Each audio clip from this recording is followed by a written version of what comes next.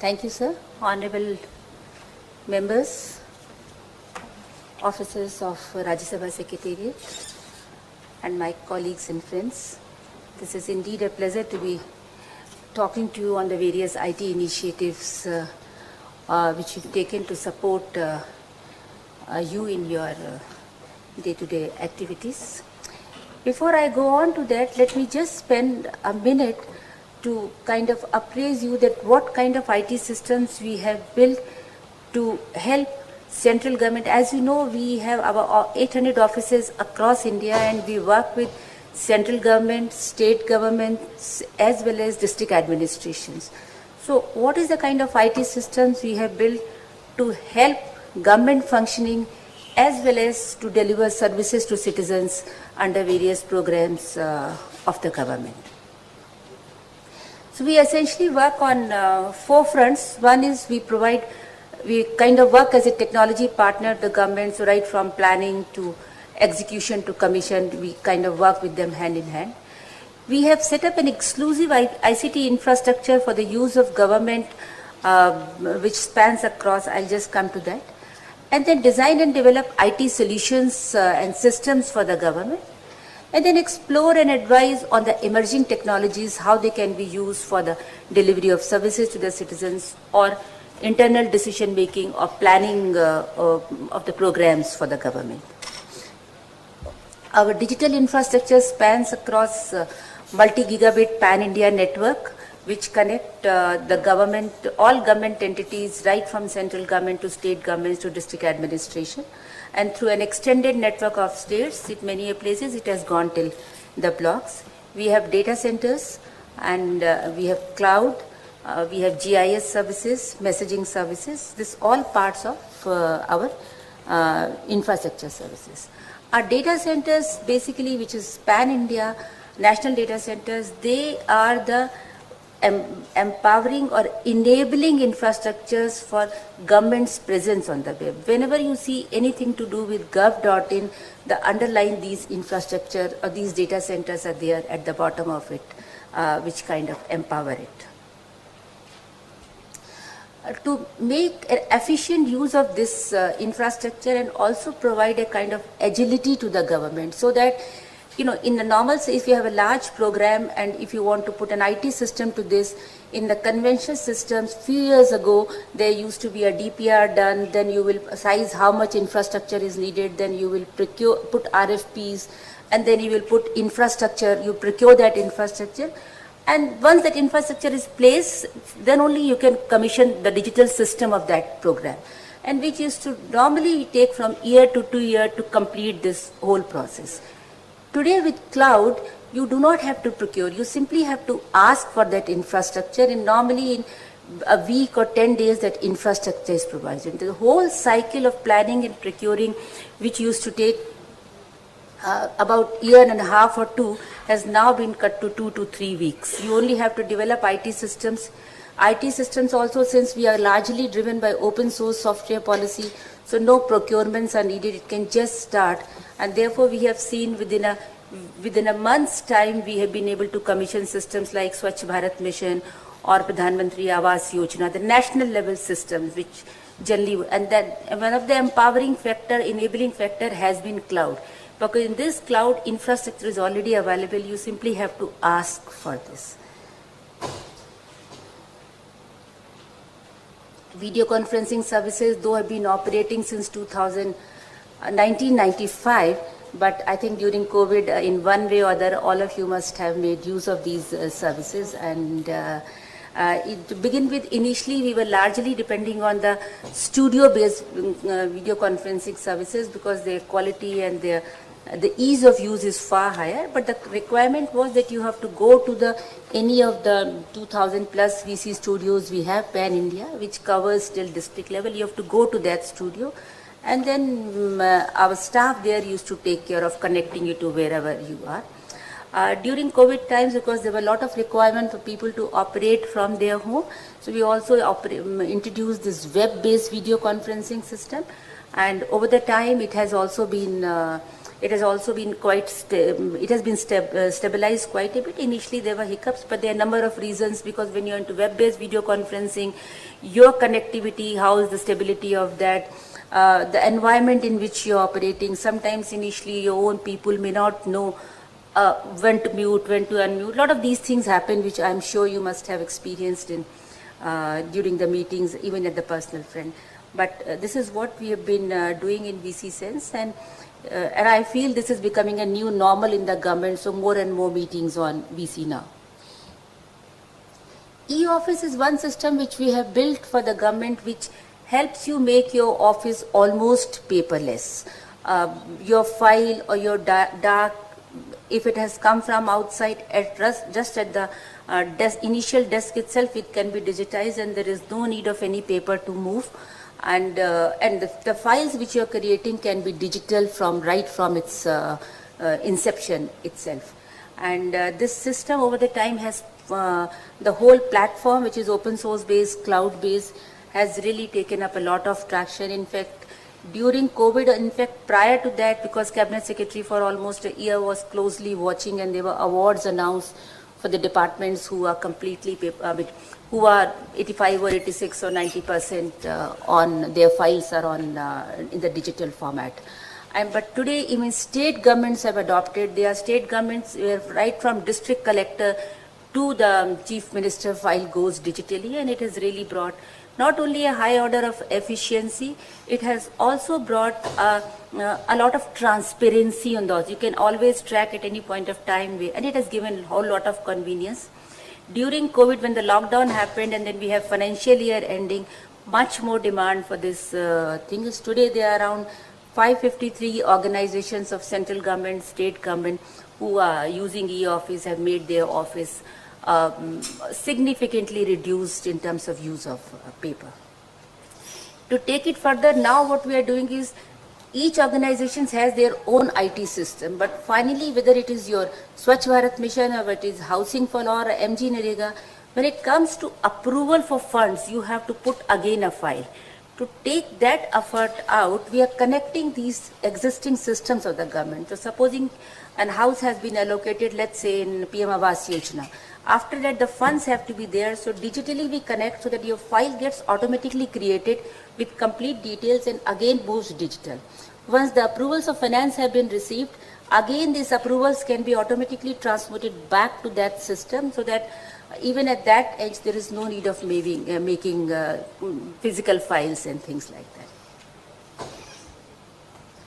Our messaging services today has around 26 lakhs users using it. On an average, 2 crore emails are transacted on this mail system, which is completely in-house. It is an open source, designed, developed and hosted in our own data centers by our own teams. It today supports in 11 languages, and it also gives you having your own domains like mea.gov.in. So xyz at mea.gov.in or xyz at mighty.gov. So any kind of, so around 1050 such domains are already there. Also, lot of e-governance applications, when we want to connect to the government administration or to the user, we send lot of information on the email. Sometimes even digitally signed documents also sign on this. If we have email of citizens, we translate. So there also this mail system connects with any of the IT system in a very seamless fashion and helps us connecting at the last mile with the users. Similarly, SMS facility is also powering large, on an average 90 crore messages are being sent. We are also doing a lot of work in emerging technologies, primarily to see how do we internally help government increase its efficiency, decision making, as well as we use a lot of analytics to see not only how do we better plan our programs, what kind of interventions are needed. We are also working on seeing when systems are completely digital, how do we prevent any kind of a fraud happening by, because as systems go digital, you know, the threats and various kinds of other things also start increasing. So how do you really now make your digital systems, because we know now with our systems, now we are going towards the other half of people, which we call bottom of the pyramid. Those are not so IT sensitive, they're not so IT savvy, they are not so literate also. So how do you keep their transactions safe, because money is being transacted under direct benefit transfer program. Lot of other programs like pensions, scholarships, subsidies are going. So, and we expect them to then using UPI do their transactions digitally, digital payments and all, which is also all are very well aware.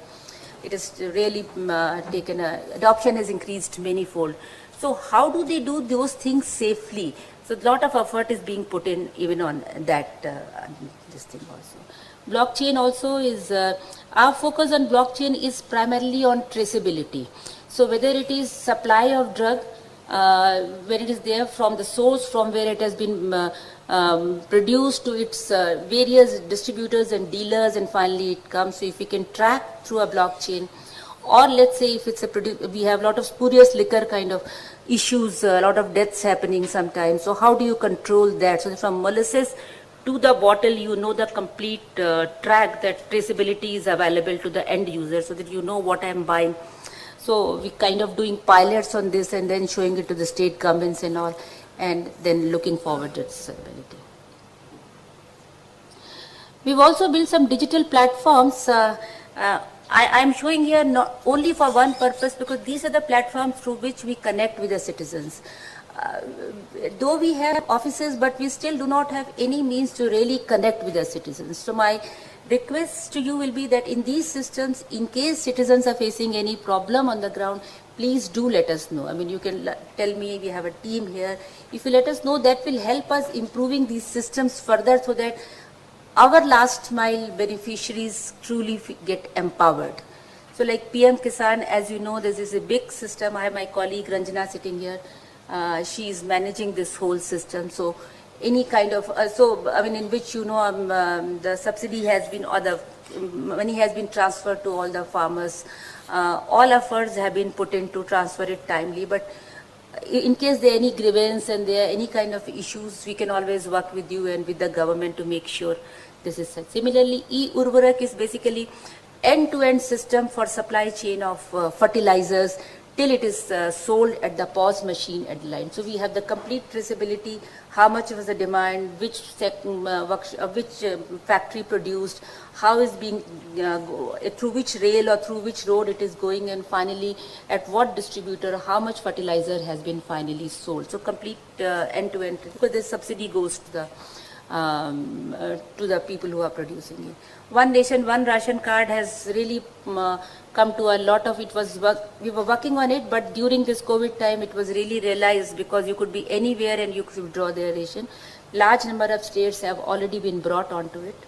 Narega Soft is basic for MG, the complete IT digital platform for, this is a single platform which works entire country, irrespective of whichever. So this has been something which we have really achieved in last few years, to be working with each state government and asking them that everybody should use the same IT system, through which, you know, the flow of information seamlessly happens from the ground to the center, and then it helps them, you know, disbursing all those amounts much more fast than if there were different systems that way. So like this e-counseling, e-hospital and various other systems. Digital platforms in judiciary also, we work in a big way. All courts across the country use a common software which is developed by NIC. Similarly, Visa and on the airports is also being used. MyGov is another platform where time and again citizen engagement, it is one of the largest citizen engagement program, and the platform which is there, and so on to so forth. These are the systems which is internally for the government. For the pause of time, let me not take much time, and just take one more slide, which is about Arogya Setu. This is a platform which we are managing, this mobile app. As you know, now it is being used for COVID vaccination certificates are also being available here. COVID Warriors portal is where, you know, all those people who wanted to volunteer to work, which was done by Ministry of Small and Medium Enterprises, and this database was available further to location-wise to district collectorates as well as to states, to call those people whenever there was a help to manage or contain situation of COVID. Lifeline Udan was basically a fast-track permission system given for all those flights which were carrying essential goods, masks, ventilators, as well as food items during the initial lockdown period. RT-PCR mobile app is a single app used all across the country on which whenever anybody goes through a RT-PCR test, information is captured in almost real time. This information travels to ICMR irrespective of wherever test is. Whether it is private labs or they are government labs, it's been unified, all of them. Let me now come and focus on the Rajya Sabha applications, IT system. So primarily under the guidance of Secretary General and the Secretariat officers here, we have been actually working on 4 dimensions. One is there's a members portal which is for your use. We'll just get to detail. Rajya Sabha website. Then there's a separate Rajya Sabha debate portal, and then Rajya Sabha intranet portal for internal functioning of the Rajya Sabha. So if you talk of members portal, here primarily the all business related information, your personal information as well as utility services. These are the services available on the members portal to each one of you. If we come to members portal, primarily you have these 4 information onto this. First is your inbox official, where dissemination of documents, whatever Secretariat wants to communicate documents to you, that is available. Whatever in our effort to make your day-to-day functioning also as much less paper as possible, the papers related to the business that day in the session, whether it is list of business, revised list of business, or papers laid on the table and synopsis and debate, all of that is available on members portal to you. Various committee meetings which take place during the session or even off the session, all those information is available, and members related information is there. Here is also a web page which is right now in a very minimalistic phase, but we can, I was told that there is some feedback, we can work on it and make it as comprehensive as you would wish us to do. Whatever information in any IT system which we are managing here, we could always connect, we could always bring that system into this and make it a page. Not only we can make it a page for yours, and we could also put a mechanism if you want to share this page with someone, because members portal is into a login system, but if you want to share, let's say, a profile. So this by default can be your profile page or your home page or your resume page, whichever way you like to. So we could even format it that way with your under your guidance, and we can give you that page. But whatever is available today is already listed here: members biodata, questions asked by member, assurance given by government, members of parliament and ad hoc committees. Excuse me. Yes, sir. In this session, I feel that if you can take the question as you move along, Okay, sir. it will be much better for them, because Right, sir. on every So issue I'll they have break some in between. queries. Okay, sir. So it's being very technical. By the end, they will forget everything. So it's better to take the questions at this stage. Yeah. I'm sorry for that. I didn't know that is the format. So please, it's open. It was a Q&A session as the General Secretary General had announced. But it appeared to be that it was more of a grievance every member is expressing here. And it is taking time because all the questions are not a question because they are expressing their grievances.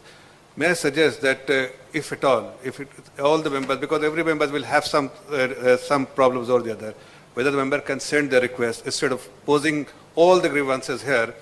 It's not a question answer session. Had it been a question answer session, probably people would have asked you a specific question, but it's not a specific question. And it's not everybody's interest that people will be really relating to all the grievances which is being expressed by the members. So whether, can I make a suggestion, if permitted, that every member can write to you so that a detailed response can be given by you, because everybody has a very detailed grievances, and I think it is important for all the members that you respond in similar replies should be also in a detailed manner rather than just an arbitrary reply. Thank you so much. First of all, I'd like to thank all of you from bottom of my heart, because whatever input you have given, it's really very, very valuable to me, and I assure you I'll work on each one of them and sort it out, and I have to go back and decide what is I can do in short time and what will take a little longer time. I mean, because it'll be an effort involved, but I can surely assure you that within 1 month, whatever is the kind of glitches coming, we'll sort that out to the extent possible, and whatever is long term, we will definitely work on that. And sir, thank you very much for your suggestion. This will really help. My address is very simple, dg@nic.in. Please feel free to write me, and if you could send me these details, it'll help me, because I'm not daily working on this portal. So if you'll send me these detailed mails with, I mean, I have captured, in case if there's anything more and you will send, kindly do send me.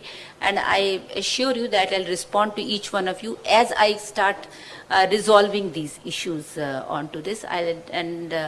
We'll definitely look into it. Sir, there were a couple of questions about bills. Would you like to respond to them?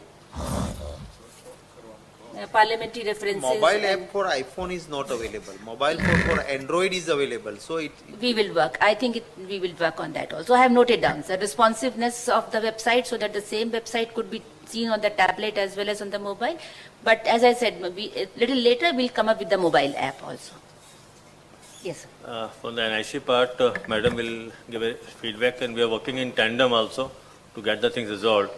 Like Dr. Patra has said, and other members have said, we are integrating the member portal and homepage with the help of NIC, and we are doing it in that, whatever the suggestion you have given already, we are working on that part. So it will be resolved, and just saying 1 month's time is required for that, we will do it.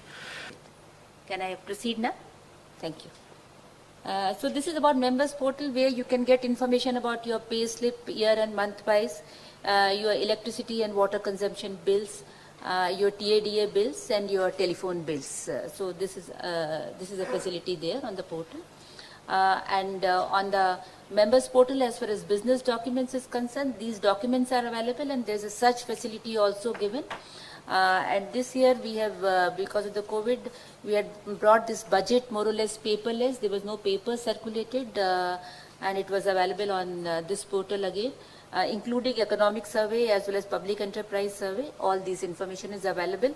And there is also a search facility given at the same time for you to access. Idea is that going forward, you need not carry any paper when you go for the session. So in case there are any more things needed, you can tell it to Secretariat and we'll work with them and see how to take it.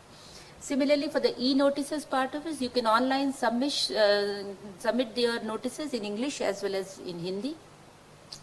21 different types of notices related to questions, legislative and bill section can be submitted online. And as of today, over 36,000 notices have been submitted online. And the notices for questions can be submitted, the notices relating to legislative, the various categories. I think in the interest of time, this is just there on the screen and I need not read it. Utility services, in case you want to send any request, whether it is to change the address or any other request to Secretariat or Secretary General, it could be sent from here. You can print your labels. I got a feedback there is some issue in printing the label. I'll look into it, but there is a facility to print the labels, address labels, party-wise, state-wise, or all the addresses. You can send SMS. This bulk SMS may have some capping. So we will work with the Secretariat and see that how do we what is the ideal number we should keep, because we don't want any kind of this thing also happening. And you can send, supposing if you on a Women's Day you want to send all your women colleagues, so you can take gender-wise, you can do state-wise, or you can do party-wise, and you can send emails as well as SMS messages onto it. And member references is something which Madam was also asking, is online reference request to reference section of Parliament Library. I hope, Ma'am, you have seen, but in case there is something which is not catering to, then we could also see. So you were also asking about this, that how do we reference to that library. In case this section is not really meeting, then please write to me. I'll discuss with the Secretariat and see what more we can do. But eventually we can surely solve. This is about website. I, on the upfront, say this website at once upon a time used to be a very one of the best websites, but I think as time has changed, we have not been able to keep pace with, and I'm sorry for that. But I think we are very close to launching the new version, and we'll see that how quickly we can bring this new version. And we are not only we can get it into a new form and new design, we also bring in some of the malfunctioning issues are also sorted out at the same time. This is something, a very valuable resource of the debate portal, where debates since 13th of May 1952 till 257 sessions are available at one place. It could be searched across various parameters.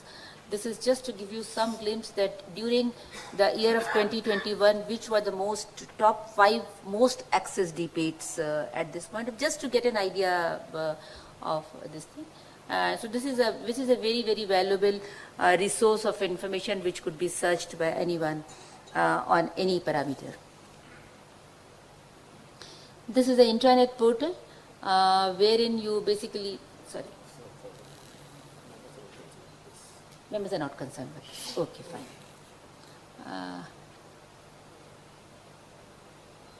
So that's all, and I think on this we have already heard your feedback as far as Wi-Fi is concerned. The one is a policy level issue. In any case, they'll see. But I was told even within the chamber, somewhere at some places you are not getting a good Wi-Fi. We had initially put in, because Wi-Fi is a directional thing, so maybe there are few seats where you are not getting very good signal. So we'll get once more again the whole each and every seat tested and see, and if needed we will augment couple of more routers there to look into that facility. But let's do first. But in case of specific seats you are facing any issue, you can always let us know so that we could check those places particularly there. And email and SMS facility is any case available to you. And for these kind of training programs, we have also heard your feedback, so we'll see how we could really go forward and do. My suggestion to you, sir, will be first let us sort out these issues, and in the interest of members, time is so precious, we can also maybe 3 months, 4 months down the line, bring out a nice video module, which kind of becomes a self-guiding module which you can refer. And eventually we can do that in multiple languages, because it is technically not very difficult. One-time content has to be prepared. That then we can release as a part of this. It is not good to have, because there is still a lot of issues and you have asked for a lot of changes. So let us make all those changes, and once we have the version which is acceptable, then we can release video which members here present or other members can see at their own convenience. So we'll work out with that, sir, once we finish the initial requirements which have come today. Ma'am, I just had a small suggestion. Yes, Can sir. we have a help desk number? Because many a times at 9:30, 10, when you are filing a question, suddenly the website doesn't appear or something. If we could have a help desk number 24/7, maybe not in the last from night 12 to morning 6, no one requires, but usually many times we do late night filings after we come back, and we're doing it at night 1 o'clock, 2. If there is one round the clock, someone who can say that, okay, it's this problem, I'm sorting it out. OTP is not being generated, I'm finding it out. Small things, but are very important at times. I'll just work with the secretariat, and we can surely have it. There's no question of, we have to provision some people. I mean, minimum for even one member seat, you need to provision 5 people to be able to cover 24/7 cross 365. But I think we'll make an arrangement. I think it should be there. That is all which I had to say, and the other questions which were not concerning Rajya Sabha thing, I will answer after this session, one to one. I have noted them also down.